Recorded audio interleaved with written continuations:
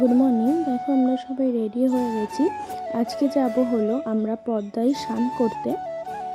আর এই যে দেখো সবাই বাইক নিয়ে দাঁড়িয়ে আছি, আমরা সবাই বেরিয়ে পড়লাম।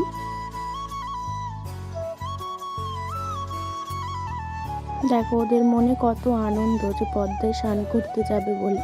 তারপর যেতে যেতে ভাইরা যে গাড়িটায় যাচ্ছিল সেটা একটু খারাপ হয়ে যায়, তাই ও ঠিক করে দিল। তারপরে আমরা সবাই একটু আইসক্রিম খেয়ে নিলাম, যেহেতু আজকে প্রচুর গরম পড়েছিল। তারপর দেখো আমরা চলেও এসেছি। আর এই জায়গাটা এসে দেখছি যে জলটা অতটা ভালো না, সেই জন্য আমরা অন্য একটা দিকে যাচ্ছিলাম। আর দেখো বরের পাকা মোটা জলের মধ্যে দিয়ে গাড়ি চালিয়ে নিয়ে আসলো আমাদেরকে। আর এই যে দেখো সবার ড্রেস চেঞ্জ করা হয়ে গেছে এখন স্নান করবে বলে। দেখো আমাদের স্নান করা কমপ্লিট হয়ে গেছে, আর এখন আমরা বেরিয়ে যাব।